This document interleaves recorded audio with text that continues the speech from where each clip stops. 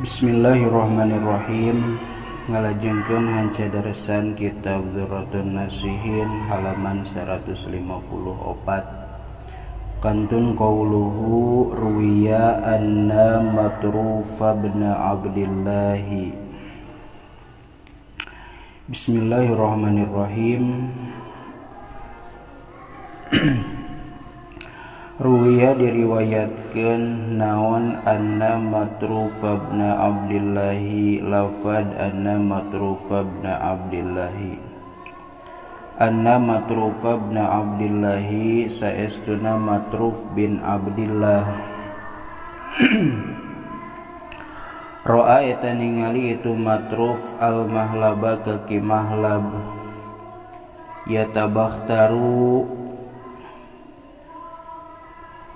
Yatabakhtaru teh gumede atawa legegnya.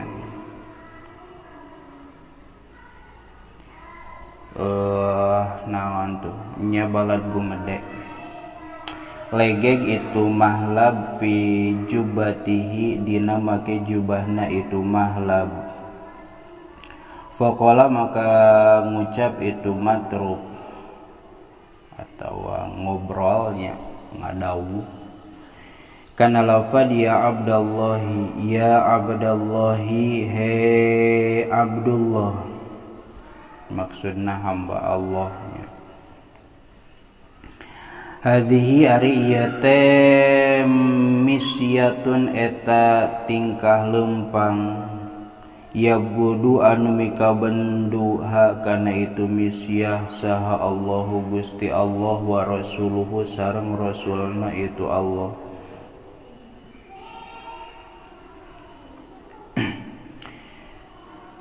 Ki Matruf bin Abdillah ningali ka Ki Mahlab anu ngangge jubahna teh gumede. Teras ku Ki Matruf disapa, ditegor, ya Abdallah, he abdina Allah, ari ieu teh tingkah lempang anu dibenduan ku Allah jeung ku Rasul. Kumaha saur Ki Mahlab walaranana faqala maka ngucap saha al mahlabu Ki Mahlab, ama ta'rifu nah teu apal anjeun nika kuring. Qala ngadawuh atawa ngucap itu Matruf, bala kantenan sumuhun a'rifu apal kuring ka anjeun. Awaluka ari mimitina anjeun nutpatun eta teh cimani mudiratun anu geuleuh, anu hina, anu bau. Wa akhiruka sareng ari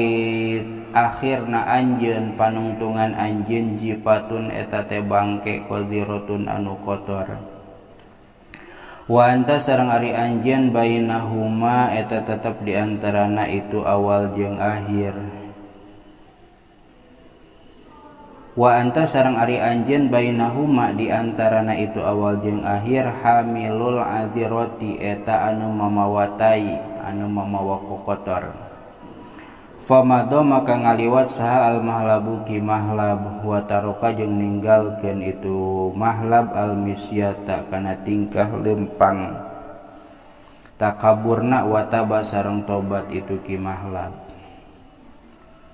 Jalma pinter, jalma ngarti, jalma cerdas mah ku digereh-gereh sakitu ge bisa langsung ngarti kana maksudna. Matruf bin Abdillah ningali Ki Mahlab gumede dina leumpangna teras ditegor, teras Mahlab ngawaler, ama ta'rifuni nah teu apal anjeun nya maksudna mah ieu urang teh Mahlab jalma anu boga wibawa. Diwaler terang bahwa anjeun teh mimitina tina cimani tungtungna bakal jadi bangke, ayeuna anjeun keur mamawatai. Tak Ki Mahlab langsung ngartinya dina harina keneh wataroka al misyah wa taban pikakeun Ki Mahlab teh tobat titik. Waruwiya an Abi Hurairah, waruwiya sareng diriwayatkeun an Abi Hurairah nampi ti Abi Hurairah naon annahu lafad annahu saestuna itu Abi Hurairah qala eta ngadawuh itu Abi Hurairah Bu'itsa kana lafad bu'itsa parantos diutus saha Umar bin Khattab Sayyidina Umar bin Khattab amiron barina anu jadi amir kepala pemerintahan amir tanya alal Bahraini ka negara Bahrain wa sareng ari itu Sayyidina Umar teh rokibun eta anu tumpak ala himarin kana himar paja'ala maka tumandang itu Umar atawa ngajadikan itu Sayyidina Umar yaqulu ngadawuh itu Umar kana lafad tarraku fahaula'i ashabu Rasulillahi sallallahu alaihi wasallam tarraku naon tarraku teh ke dihanap sugan ayatnya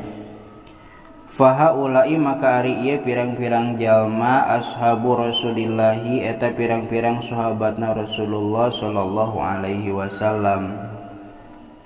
salam muga nambihan rahmat sallallahu Gusti Allah alaihi ka itu Rasul wasallam sareng muga nambihan kasalamatan itu Allah ka itu Rasul kana bukti naon khuluquhum akhlakna itu ashab atawa doa eta DP wa kanu sareng bukti itu ashab teh a'azzan nasi eta pang mulia-muliana jalma indal khalqi mungguhing makhluk wa indal malaikati sareng mungguhing malaikat wa indallahi ta'ala sareng mungguhing Allah ta'ala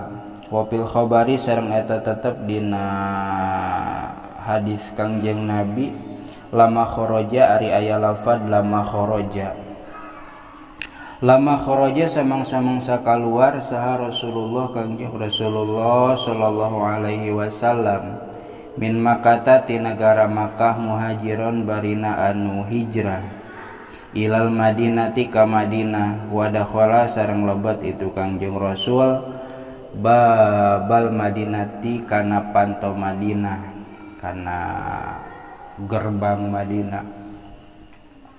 karena tah bukti saha al agniyau pirang-pirang agniya jalma anu baleung haria ta'allaquna eta maruntangan nyareklan itu agniya bizama minnaqoti kana kadali ontana Kangjeng Rasul faqala maka ngadawuh Kangjeng Nabi alaihi salatu wassalam alaihi tamoga tetep ka itu Nabi as-salatu ari rahmat wassalamu sareng kasalamatan ngadawuh kana lafad utruku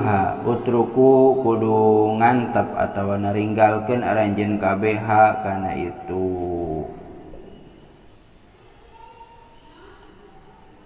naon nyareklan teh tadi teh ya ta'alaquna kadinya tah ya ta'alaquna bizamma minaqah fa inna da saesuna itu naqah teh mamuratun eta anu diparentah pataraku maka ninggalkeun itu agniya zama maha kana kadalina itu naqah alaiha kana luhureun onta wa kanat sareng bukti naon anaqatu ontana teh tataqaddamu eta ti heula lempangna itu onta amamal askari di hareupeun askar fakullama jawazat maka samang-samangsa ngaliwat itu onta darorojulin ka imah hiji lalaki hazina tah nangis atawa nalangsanya saha sohibuha anu bogana itu imah wa yaqulu sareng ngucap itu rajul laukana kana lafad laukana panjang keneh teh salatu wallahu a'lam bissawab. Bismillahirrahmanirrahim ngalajengkeun hanca darasan kitab Durratun Nasihin halaman 155 kantun qauluhu laukana li daulatu laukana bismillahirrahmanirrahim laukana lamun mah bukti li eta tetep ka kami teh naon daulatun kakawasaan lakana tahtang tu bukti saha Muhammadun Nabi Muhammad alaihi salatu wassalam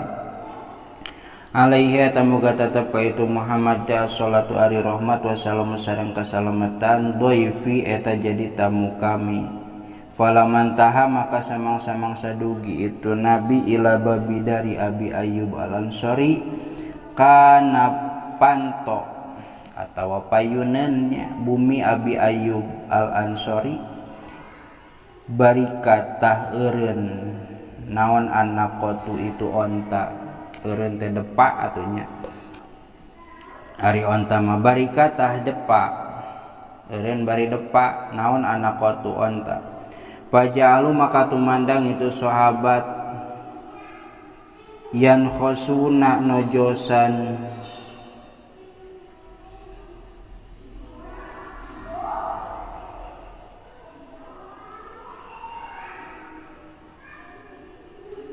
arian khosu teh nojosan naon onta depa di tojosan bujurna di suah tah kitu nya has kiatu bahasana nojosan bujur onta supaya hudang nojosan itu sahabat hak kana itu nakoh gitu logat namanya nya maksud nama di tojosan supaya onta na hudang ngan pedah palam taku maka henteu daekeun nangtung itu nakoh. Fanazala maka lungsur saha Jabroilu malak Jibril alaihi salam alaihi atamuga tetep ka itu Jabroil assalamu ari kasalamatan. Faqala maka ngadawuh itu Jabroil kana lafaz inzil huna inzil kudu lungsur anjeun Muhammad huna di dieu anjeun ieu tempat. Fa innahu da sayasuna itu saat tadi luhur teh Abu Ayyub tawadu'a eta DP lillahi karena Allah hina nazalta dina nalika turun anjeun ala babil madinati kana pantona Madinah kana gerbangna Madinah wa'tana sareng pada tetegenan sahana sujalba wazayanu sareng mapaesan itu enas dia rohum kana pirang-pirang imahna itu enas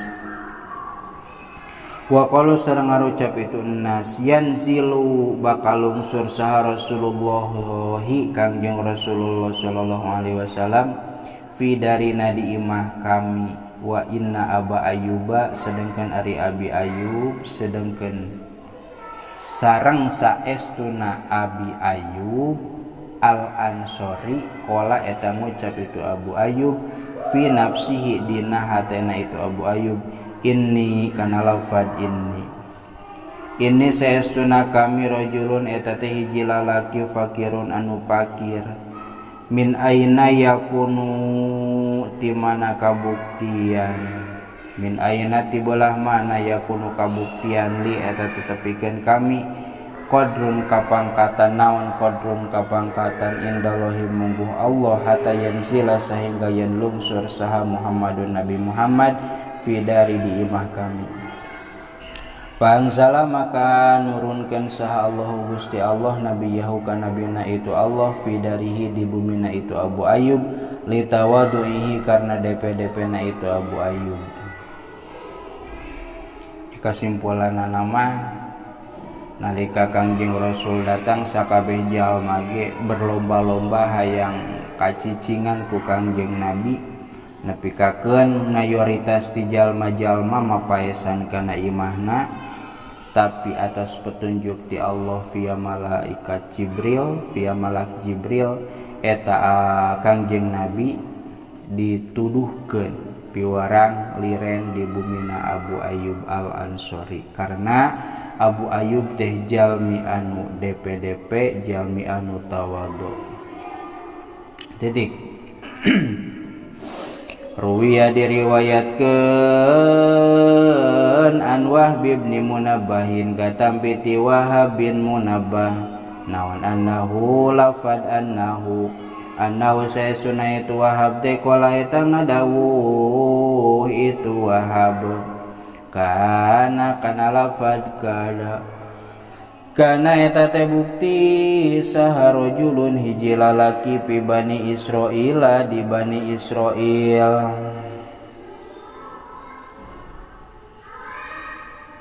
Abdallahi abada eta ibadah itu rajul Allah ka Allah Ta'ala bari nama haluhur Allah sabina dina jaro 70 naonana sanatan tauna layuk tiruh teu buka puasa itu rajul illa minas sanati kajabati nasa taun ila sanati kana sataun deui Tuma sa'ala tuluy nyuhunkeun itu rajul Allah ka Allah Ta'ala barina mahaluhur Allah hajatan kana hiji pangabutuh falam yakdi maka henteu nyumponan henteu ngaijabah teu mayar itu Allah hajatahu kana pangabutuhna itu rajul Faqala maka ngucap itu rajul kana lafad laukanat laka manzilatun laukanat lamun mah bukti laka eta tetepikeun anjeun teh naon manzilatun hiji tempat maksudna hiji kadudukan indallahi ta'ala mungguhing Allah Ta'ala laqad tahtangtu nyumponan sahallahu Gusti Allah Ta'ala barina mahaluhur Allah hajataka kana pangabutuh anjeun Fa'anzala teras nurunkan saha Allah Ta'ala malakan kahiji malaikat qala ngadawuh itu malaikat lahu ka itu rajul kana lafad yabna adama he anak Adam tawadu'uka ari tawadu anjeun ari handap asor anjeun al-ana ayeuna abdullu eta leuwih utama indallahi mungguh Allah Ta'ala barina mahaluhur Allah min ibadatika tinimang ibadahna anjeun sab'ina dina jero 70 naonana sanatan tauna faqada maka nyumponan sahallahu Gusti Allah hajataka kana pangabutuh anjeun litawaduika karena tawadukna anjeun karena handap asorna anjeun ilaihi ka itu Allah fa'tabiru maka kudu ngalapi tutur aranjeun kabeh ya ulil albabi he pirang-pirang anu baroga akal wa kunu sareng kudu barukti aranjeun kabeh eta minal mutawadiina ti sawarehna pirang-pirang jalma anu tarawadu kabeh jalma anu DP kabeh ternyata jalma tukang ibadah eta teh ku ibadahna bahkan bisa jadi hahalang karena ijabahna doa mungkin gara-gara ibadahna teu ikhlas gara-gara ibadahna ngarasa alus ngarasa leuwih alus tinu sejen di dieu dikisahkeun antara alusna ibadah salila 70 tahun jeung DP-na anjeun ka Allah ngarasa teu boga daya teu boga upaya teu boga kakawasaan eta teh leuwih alus kene tawadu daripada ibadah 70 tahun nya ibadah 70 tahun lagi tangtuna anu henteu dibarengan jeung tawadunya takabur atawa kumaha nya alus namanya ibadahnya tawadu ngan mun dibanding-banding ibadah puasa ibadah 70 tahun eta teh leuwih alus kene tawadu titik waruya an Ka'bil ahbari cekap heula wallahu a'lam bissawab. Bismillahirrahmanirrahim. Ngalajengkeun hanca deresan kitab Durratun Nasihin halaman 155. Kantun qauluhu waruya an Ka'bil ahbari. Warwiya sareng diriwayatkeun an Ka'bil ahbari katampiti Ka'ab bin Ahbar nawan annahu lafad annahu saesuna itu Ka'ab qala eta ngadawuh itu Ka'ab teh auha kana lafad auha parantos ngawahyukeun saha Allah Ta'ala ila Musa ka Nabi Musa alaihi salam alaihi eta muga tetep ka itu Nabi Musa assalamu alika salamatan faqala maka ngadawuh itu Allah kana lafad ya Musa he Musa atadrinaha apal anjeun lima karena naon perkara mun rek make perkara ittakhadtu geus ngajadikeun kami Allah ka anjeun kaliman kana anu didawuhan ku kami bila wasitotin kalawan teu aya pelantara mun bahasa urang mah he Musa da ceuk Allah nya anjeun apal kunaon anjeun dijadikeun hiji-hijina naon nabi anu diangkat kisahna anu bisa langsung menang gelar kalimullah jalma anu naon atuh istilahna teh kalam langsung jeung Allah bila wasitotin kalawan teu aya perantara qala ngadawuh atawa nimbalan itu Nabi Musa kana lafad anta a'lamu bidzalik anta ari Gusti a'lamu eta anu maha uninga atawa anu leuwih uninga bidzalika kana itu itakhadtu ka kaliman ya Rabbi he pangeran kami qala parantos ngadawuh Allah Gusti Allah taala barina maha luhur Allah kana lafad inni nadartu fi qulubi ibadi ini saya sunah abdi nadortu eta ningali abdi kami atunya ini saya sunah kami Allah eta nadortu ningali kami Allah fi qulubi ibadi dina pirang-pirang hatena pirang-pirang hamba falam arok maka henteu ningali kami kolban kana hate asyadda anu leuwih banget naonana tawaduan tawaduna min qalbika tini mang hate anjeun falihadza maka karena ieu tawaduan kolban asyadda tawaduan min qalbik kalam tu tah ngadawuhan kami Allah ka anjeun wakila jeung dibasakeun naon inna sittata asya'a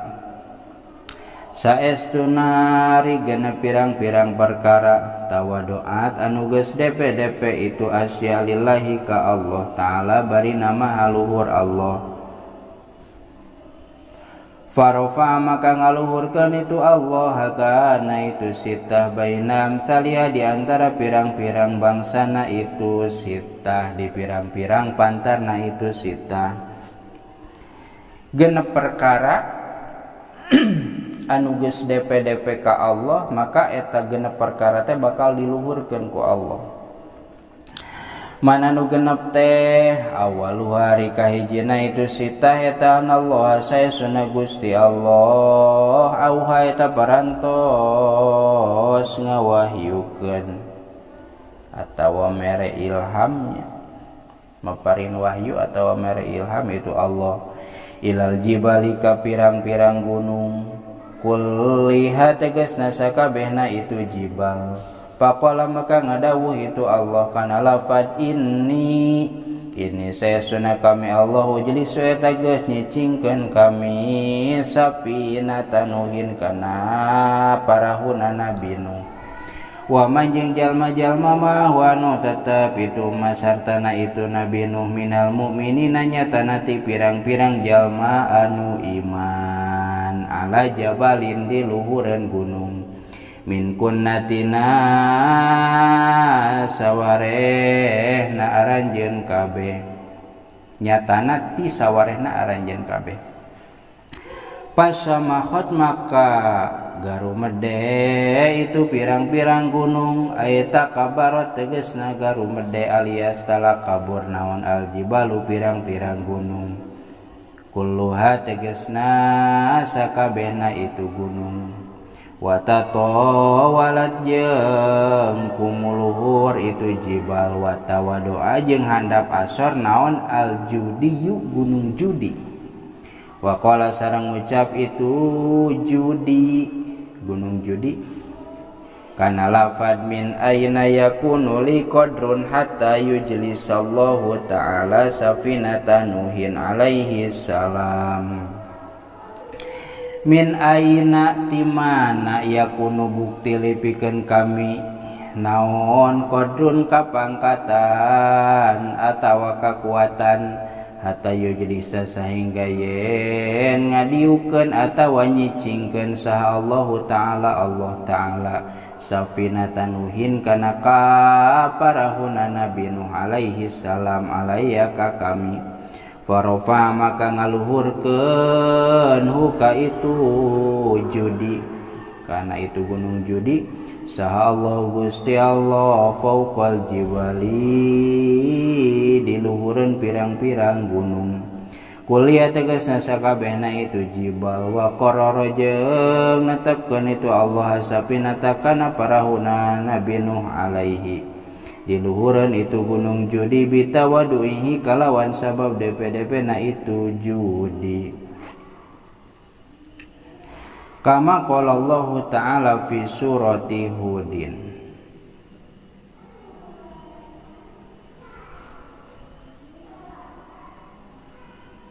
panjang keneh teu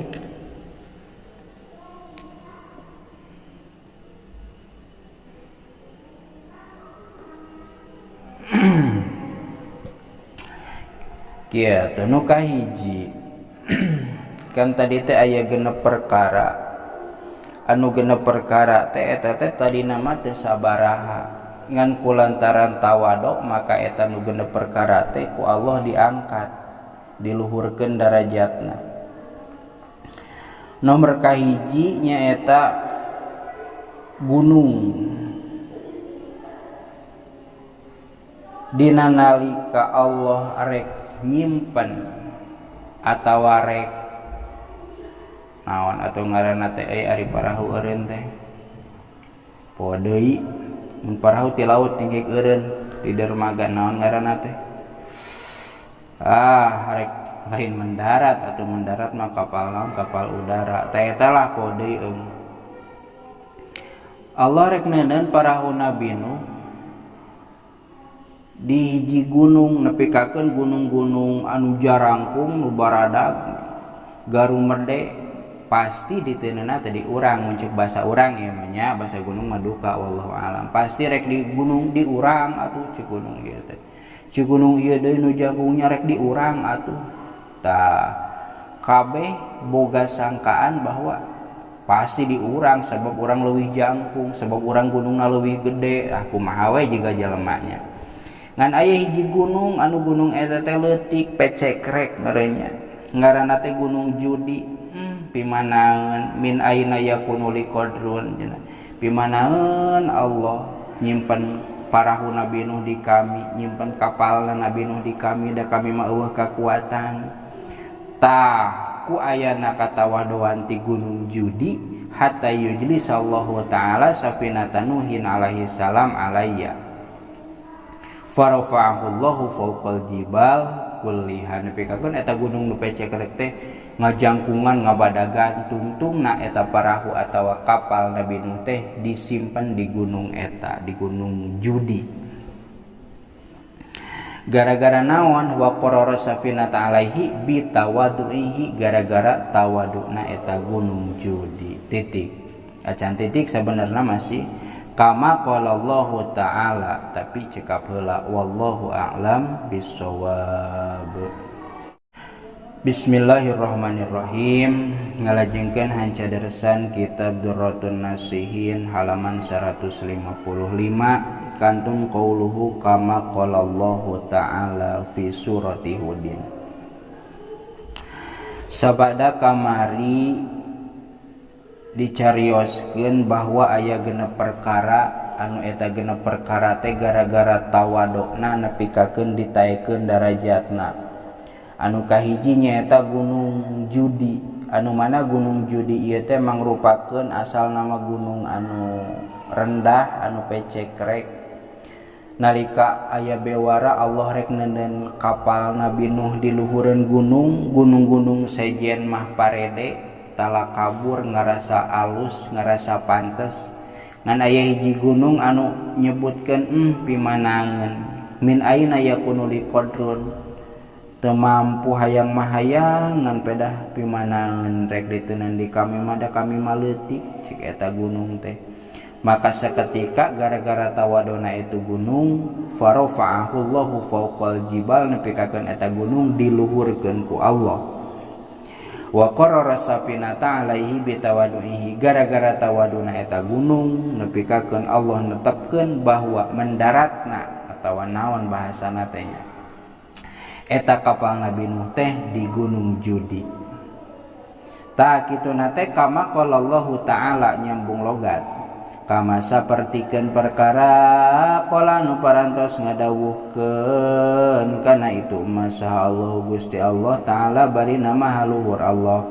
fi surati Hudin dina surah Hud. Mana ayatna teh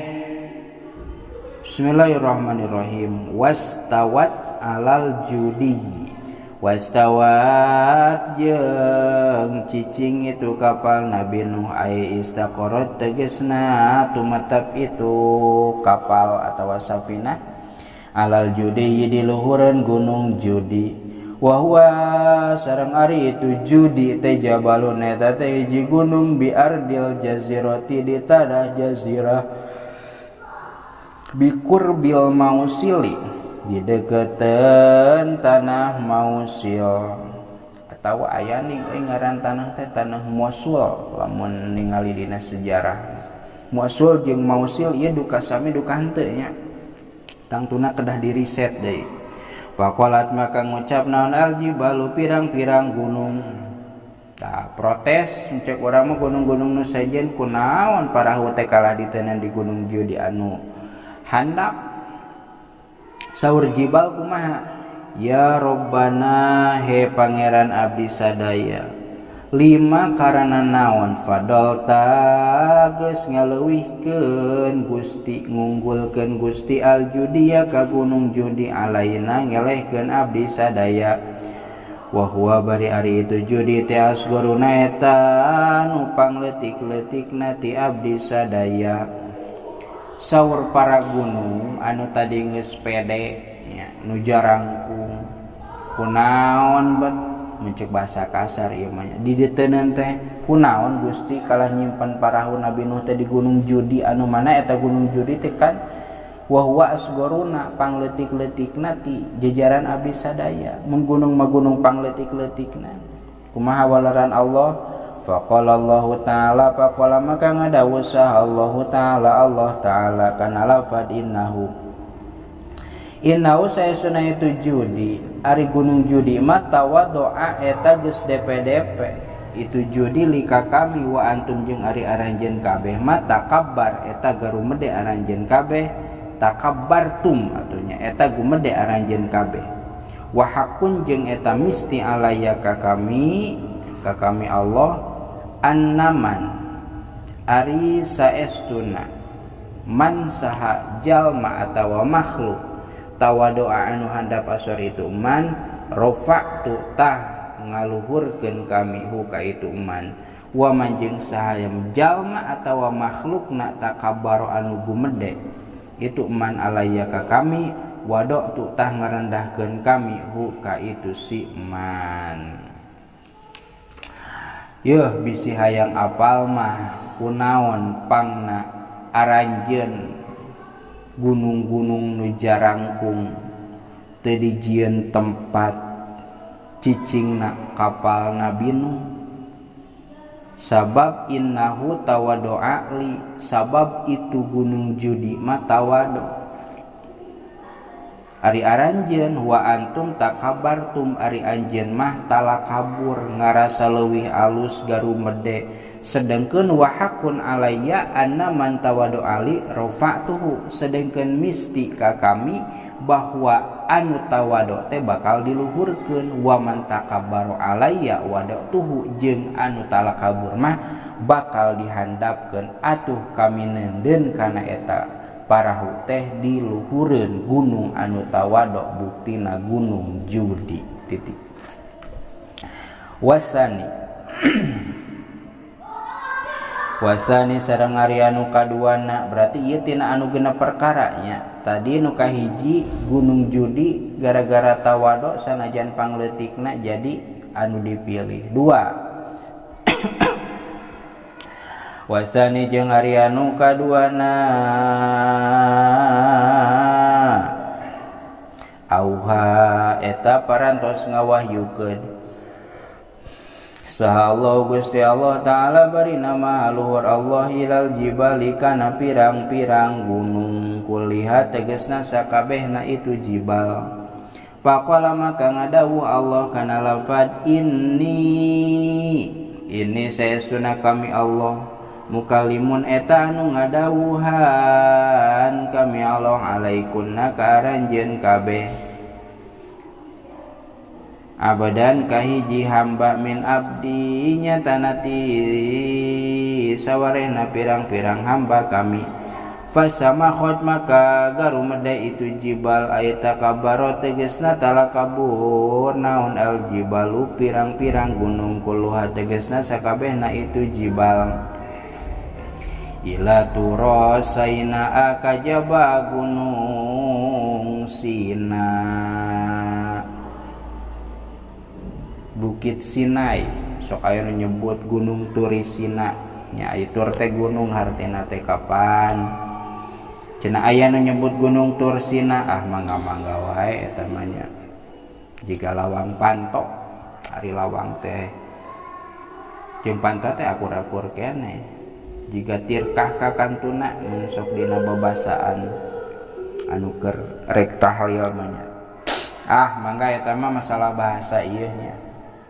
ngan ari tur teh artina gunung berarti Turosaina teh gunung Saina atau gunung Sina nya Bukit Sinai.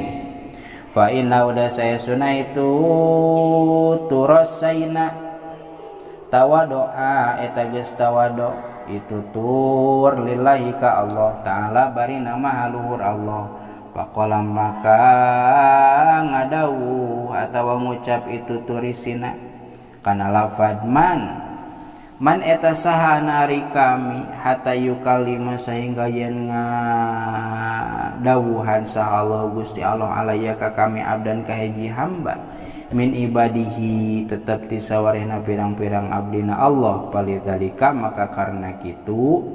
itu teh naon eta tawado kana tah bukti naon al kalam dawuhan bainahu eta tetap di antara Allah wa baina Musa jeung antara Nabi Musa alaihi salatu wasalam ala turi eta di luhureun gunung Sinai. Jadi sami pas aya bewara Allah rek mukalamahnya istilahna jeung Nabi Musa di gunung-gunung saja geus parede. Aya ya gunung Sina cik gunung Sina teman anak hatta yukalima saha si urang mau hargaan hayang nama tapi da teu pantes di urang mah gara-gara tawado eta dugikakeun eta gunung Sinai dipilih ku Allah jadi naon jadi tempat mukalamahna Allah sareng Nabi Musa titik wasalitsu awhallahu wallahu a'lam bissawab. Bismillahirrahmanirrahim. Ngalajengkeun hancadaresan kitab Durratun Nasihin halaman 150 genep. Kantun qauluhu wasalitsu auha Allahu ilas samaki. Bismillahirrahmanirrahim. Wasalitsu sareng ari anu katiluna katilu tina anu genep teh nya anu genep perkara teh anu DP nepikakeun diluhurkeun darajatna ku Allah.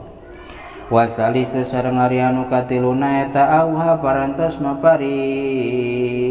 wahyu atawa ilham saha Allah Gusti Allah ila samaki kana lauk cai kuli tegasna sakabehna itu lauk. Faqala maka ngadawuh itu Allah ini saya sunah kami Allah mudkhilu eta rek ngasupkeun eta anu rek ngasupkeun Yunus ka Nabi Yunus fi batni wahidin dina jero beuteung anu sahiji mingkunna tetep di sawarehna aranjeun kabeh bewara ti Allah ilham ka para lauk, yeuh lauk kami rek ngasupkeun Nabi Yunus kana beuteung salah sahiji ti aranjeun kabeh. Wah, lauk menang bewara kitu, menang ilham. Kumaha yeuh ceuk lauk, fatakabarat maka tala kabur garumede. Naon kuluha tegasna sakabehna itu sama ila samakatan kajaba lauk laut wahidatan anu sahiji. Pas aya bewara kitu teh kabeh lauk pasti dina beuteung urang. Mencek basa urang nya ieu mah nya, cek basa urang duka aslina mah duka kumaha. Pasti dina beuteung urang. Pasti dina beuteung urang. Ngan pedah aya hiji lauk anu henteu takabur sapertikeun kitu wa qalat sareng ngucap itu samakah kana lafad man ana man eta saha nari kami hatta yaj'ala sahingga yen ngajadikeun saha Allah Gusti Allah batni kana beuteung kami wa aa sareng ngawadahan wa aa nabihi sareng ngawadahan nabina itu Allah. Cek hiji lauk teh saha si urang sok geuning aya bahasanya di Sunda mah saha si urang saha si maneh saha si urang teu pantes urang mah hayang mah hayang ngan pedah teu pantes komo ieu nu rek diwadahan dina beuteung teh nabina Allah. Maka gara-gara kitu farofa maka ngaluhurkeun huka itu sama kata sallahu Gusti Allah taala bari nama luhur Allah wa akrama sareng ngamuliakeun itu Allah ka itu samakah bitawaduiha kalawan sabab tawaduna itu samakah. Gara-gara tawadu eta maka ku Allah diteunena kalah dina lauk anu eta. Lauk anu tala kabur mah henteu. Cek tadi ke ieu teh keur ngagegerehan bahwa orang teh sing tawadu sing daek gawe tawadu ulah takabur. 3 tah. Warabi'u nomor kaopat warabi'u sareng ari anu kaopatna eta uha parantos maparin wahyu atawa ilham saha Allahu ta'ala Allah ta'ala ila tuyurika pirang-pirang manuk kuliah tegasna sakabehna itu tuyur pakola maka ngadawuh itu Allah kana lafad inni wadi'un saroban inni saesuna kami Allah wadi'un eta anu rek nyimpen kami saroban kana inuman fi ihdakunna di salah sahiji ti aranjeun kabeh pihi fi tatapina itu sarob teh sifaun ari aya obat kawarasan linnasi pikeun jalma-jalma fatakabarot maka pada garumerde naon atuh yuru pirang-pirang manuk kuluha tegasna sakabehna itu tuyur illa nahla kajaba nahal odeng nyirwan tawan paina ada saesuna itu nahal teh qolat eta ngucap itu nahal kana lafad man eta saha nari kami hataya doa sehingga ye nyimpenkeun itu Allahu kana itu sifat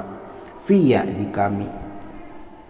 farofa'a maka ngaluhurkeun ha kana itu nahal sa Allahu ta'ala Allah ta'ala wa doa sareng nyimpan itu Allah hu kana itu sarobnya sarob atau sifatnya fi hadi itu nahal bitawadu iha kalawan sabab tawaduna itu nahal. Nomor kaopatna anu rek diangkat ku Allah teh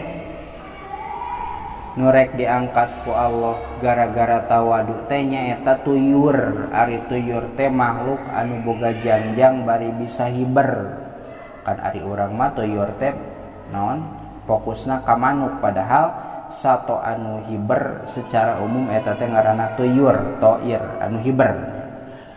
Saur Allah teh mere ilham ka pirang-pirang sato anu haliber teh inni wadiun saroban fi ihdakunna fihi sifaun linnas. Kami rek neundeun hiji inuman, hiji cairan anu bisa diinum ka salah sahiji ti aranjeun kabeh anu mana ieu inuman teh bakal nyageurkeun bakal jadi obat pikeun jalma-jalma.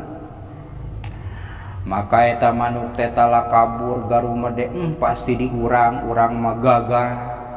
urang mah indah nya. Manuk baradag kapannya nu bisa hiber teh pasti di urang. Ngan aya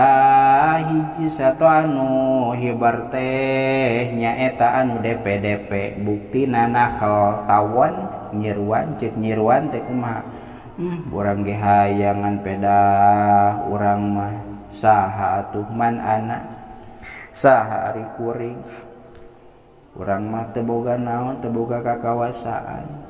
gara-gara tawadona eta nyiruan farafa'aha Allahu ta'ala wa wada'ahu fiha bitawaddu'iha nepikakeun Allah nyimpen obat cairan inuman di eta naon di eta nyiruan anu sok disebut naon ayeuna mah sok disebut madu eta nomor kaopat perkara anu naon katawadoan anu ku Allah diangkatkeun darajatna. Makana tadi teh genapnya ieu kakara opat berarti 2 deui teh keur urang